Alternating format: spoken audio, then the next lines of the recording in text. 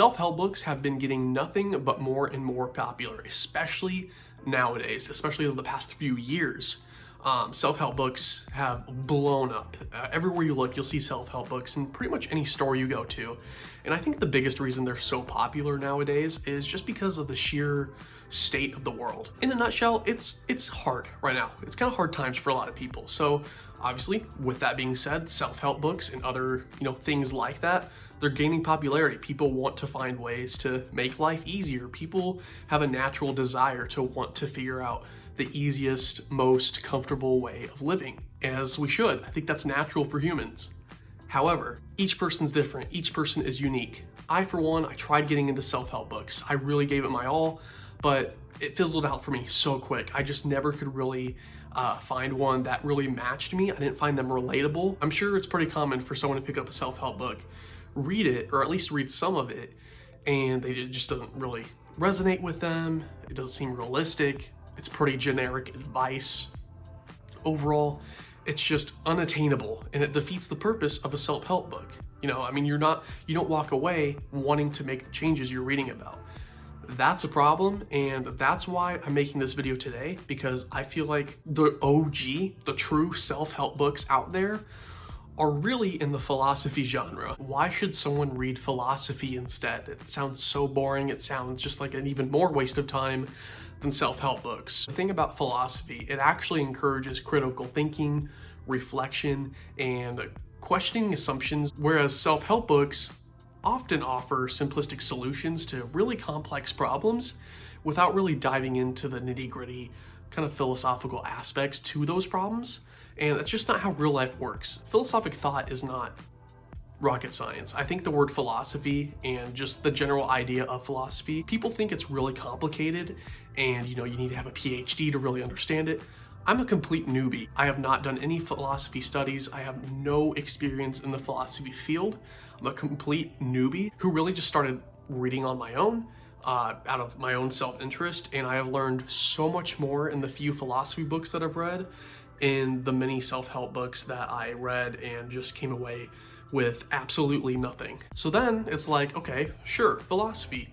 Where would I start? How do you start reading philosophy? Honestly, that's the great thing about philosophy. There's so much room for flexibility on where you want to start. There's not a beginning and end to philosophy. It's really what you're looking to get out of it, whether it's political, whether it's metaphysical, whether it's emotional, ethical, literally any problem you may find yourself in, or it doesn't even have to be, you don't even have to be in a problem to read philosophy if you have any interest in it in general. And I'll show you kind of where I dove in and started. The first book that I read, the first philosophy book, or at least the genre that you could technically put it in, that I read that was philosophical, was Meditations by Marcus Aurelius. I actually don't have that book with me anymore. I just traded it in. I'm gonna get another copy by a different publisher. I really like the Penguin Classics editions, so I'm gonna get myself one of those of the Meditations. Another very influential book for me was The Cave in the Light by Arthur Herman, and this book is, well, it also says here, Plato versus Aristotle and the struggle for the soul of the Western civilization. And it's pretty much just as the title says. It's about these two, Aristotle and Plato, their impact on the world from ancient Greece all the way up to today. And it also goes over like how these two impacted every other philosopher's mindset through time since then. This book has highlights of just about everybody you can think of, and it's a really good introduction for someone with no experience, no knowledge of philosophy whatsoever, i.e. me. That was me. This is coming straight from someone who had no idea where to start in philosophy. This book pretty much gives you a teaser trailer for just about every philosopher you can think of, and a really good idea of whose work you want to dive into more, whose ideas you want to dive into more. It's really important with this book not to take it as the end-all be-all for philosophy. You want to read actual source material. You want to read their real work. This book is a good introduction on where and who to read. However, you don't want this to be your end-all be-all of philosophy. You can't read this and be like, oh, I get it now. This is just kind of like a taste, your first bite, I guess you could call it. So for me, an example of a philosopher in philosophy, really, that I was more interested in after reading The Cave in the Light was Stoicism. I know Stoicism has gotten very popular over the past few years as well. and that book just furthered my interest, especially after reading Meditations as well. So I picked up this. This is Epictetus, Discourses and Selected Writings. And kind of what Stoicism is in itself is kind of the philosophy of being able to control your emotions, being able to not worry about anything that's not in your control, don't focus on the material things, and just living a virtuous life in general. That is the key idea behind Stoicism, and I was really interested in that. A lot of minimalists really like Stoicism as well, and vice versa. And a lot of Stoics are really big on minimalism itself. That's just a really small example and super generalized example of kind of where I'm at.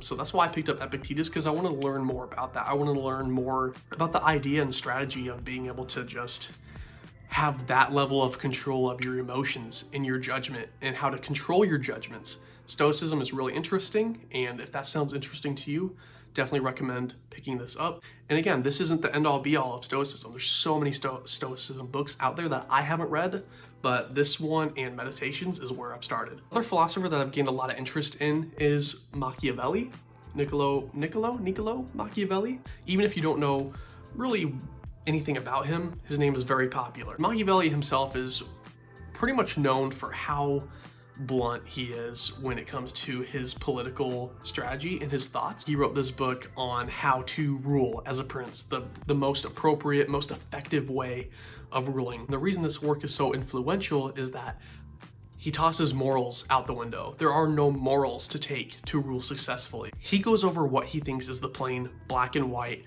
what works and does not work. Not who's the nicest, not who does the most good, but who does whatever it takes.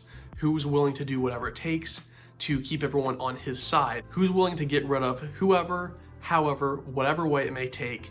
He covers in this book of how to successfully not just rule, but maintain that rule. And one of the most popular questions he goes over in this book is it better to be feared or to be loved? And for Machiavelli, it is much better to be feared than loved. And an example of the reasoning behind that is it's way easier for someone to hurt someone they love rather than someone they fear.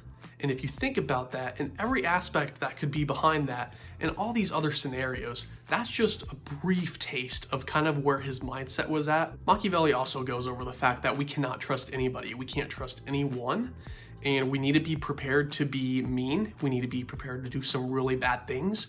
We need to know how to be evil when it's the right time to be evil. He teaches that evil is good if used correctly. You want to be feared but not hated. And it's just a really interesting idea and really interesting book.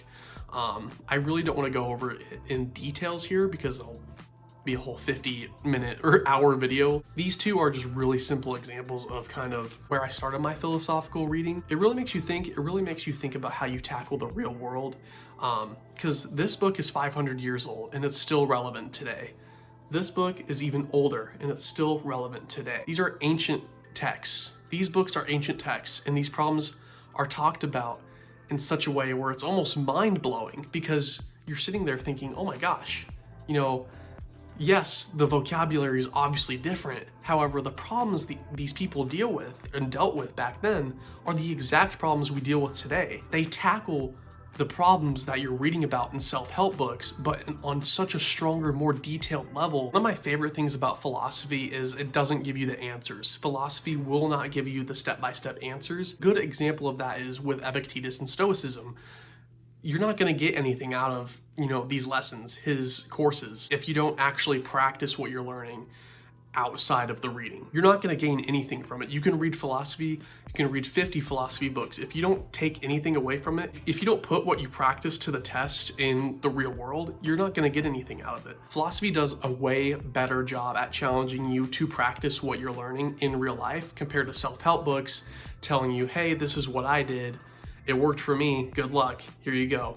Philosophy will dive into the details. Philosophy will challenge you to tackle the exact problem you're struggling with, or if you want to change your mindset about something. Philosophy tends to have everything and more for that. So I know that was a lot of rambling, and I know philosophy is not for everybody. However, it is worth a shot, especially if self-help books are just not working for you. That's super common, and I know they didn't work for me. I honestly can't even list off how many philosophers I want to read and how many philosophies I want to study now, just because I read this book. So this is definitely a good entry point if you're interested. Otherwise, if you have a philosopher in mind already, don't hesitate to dive in, just go for it. But yeah, that's why I made the transition from self-help to philosophy, and I have gained so much from it since. So anyways, thanks so much for stopping by. I'll catch you in the next one. Later.